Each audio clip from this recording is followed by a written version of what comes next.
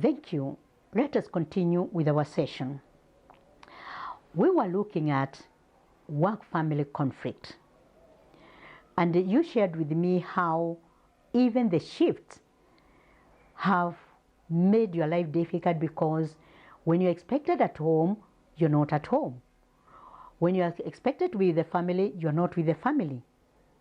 And so in this part of the session, I would like us to explore on different ways on how to deal with work-family conflict so that we are able to enjoy our work and also to enjoy being with our family.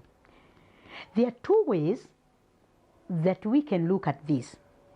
While I appreciate there are many other ways, we can still be able to deal with work-family conflict. But let us look at the two strategies. One of the strategy is what we call problem-focused strategy. And the other one is emotion-focused strategy. When we look at emotional focused coping or strategy, this one is where you need to reduce the negative emotions that you experience. Because when there is work-family conflict, we are affected emotionally. And we need to be sensitive about the emotions that are within us, negative emotions. And when we are able to know or to realize that I have a negative emotion, for example, you might go to work, but the way you left home, there was a bit of a conflict that this work of yours, you give all your time to your work, you don't care about us. And when you reach your office or your ward that you're working in, you feel, you can even hear the words that were spoken to you from the family setup. And these words might make you emotionally very low and very down. Then how can you deal with it so that you are able to give to your patients? We need to adopt a way of positive thinking, being optimistic, looking at life in a positive way. Those thought patterns that are negative about our work, we need to replace with a positive thought about our work. Because there are many things that are positive about what we do in our everyday life. So positive thinking will help you deal with your negative emotions. Another thing you can do, especially during your break, when you're just alone, maybe in the tea room, you're just alone, maybe it's over lunch hour, or you're just sitting somewhere within the compound of your workplace, and you can also meditate. Meditation helps in dealing with negative emotions. Again, when we get home, or you can carry a small book with yourself, journaling. When you journal or you write down what you're feeling, what you are going through, it's like you're talking to somebody. At the end, a process called catharsis takes place. It's like you have offloaded, and that helps you dealing with the negative emotion. Another way of dealing with the negative emotion is your support system. When you talk to a friend, when you talk or you express yourself even to a family member, how you're feeling, how the conflict has been affecting you, even sharing with your own supervisor or your colleagues at workplace, they could also be going through the same thing you're going through. And when you share, you become peer support to one another. Another thing, you can do activity to distract yourself from those negative things and the negative emotions.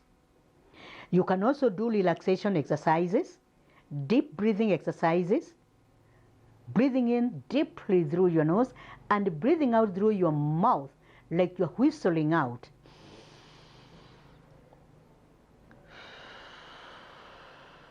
It makes you feel relaxed. So when we are looking at the emotional focused strategy, is basically to help you deal with the negative emotions that you are experiencing. As I said, meditation is of great help, and even positive thinking is of great help. Let's look at the second strategy that you can use. That is the problem focus strategy. Because you know what the problem is and what triggers this conflict, then we can tackle the problem where it is. We can, or you can, remove the cause of the stressful experience. Making a plan and following through. Plan on how to solve that problem. You can do brainstorming by a self-talk within yourself. What is it that I can do about, let's say, for example, the shift that is really bringing a problem at home? I know when I go for an afternoon shift, by the time I get home very late, and this is a problem at home. Considering you work with the colleagues, maybe they stay near the hospital, or the area they travel to has no traffic jam as your area, then you can negotiate with this person that you change shift in a respectful way, that you don't also insubordinate your supervisor. So brainstorming on what you can do, getting solution, seeking help from someone who can change the situation can really help. Again, expressing your feeling is good way also to have what we call the problem focus, because when you express yourself, is somehow it has an effect, or rather when you do using the problem focus solution, then it has a way it also affects your emotions. You can be able to sort out the problem as well and be able to deal with it. Find out about family-friendly policies in your organization. I really don't know how your organization or what kind of policy they have for an organization to be able to help people deal with work-family conflict. But even if there is not no policy that can assist, of which I know some organizations have policies that are family friendly. For example, there are some organizations that they have even areas you can breastfeed your baby. So you don't have to leave your baby home. You can still carry your baby to workplace as long as you have a manager who can stay with the baby as you work. But maybe in our situation, we don't have that kind of a policy. But we can also have friendly discussions with our supervisors, with our colleagues, so that they are able, in that particular department that you are working, we can have family-friendly management plans. For example, maybe this is a bit, it's early days in my practice as a nurse.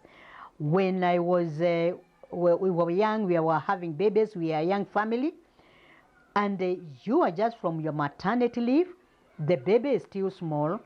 I could see situations whereby our supervisors, or to be personal, my own supervisor, they would allow me, or she would allow me, that I combine my lunch with my break, so that I'm able to rush home. I breastfeed my baby, and I also feed my baby or bathe my baby, then I go back to work. So that is problem-focused solving the problem. You focus on what is the problem, is the shift, and be able to work. So another way to have problem-focused strategy is, how about requesting for a particular shift? You just go to your supervisor and just request.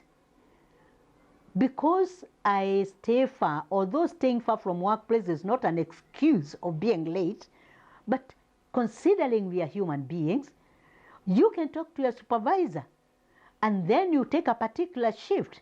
And when you are given that particular shift, you also become honest, and you have integrity that you report on time, leave on time, and give it all to your workplace. Because you've requested a shift, and in that place, another person will be put in that shift. Look up to your colleagues to step in. For example, Sometimes you may need to work in the morning and not in the evening. How about requesting your colleague to step in for you before you go even to your supervisor? So when you're going to your supervisor, you are going there to request for a shift, change of your shift, and you've already negotiated for that.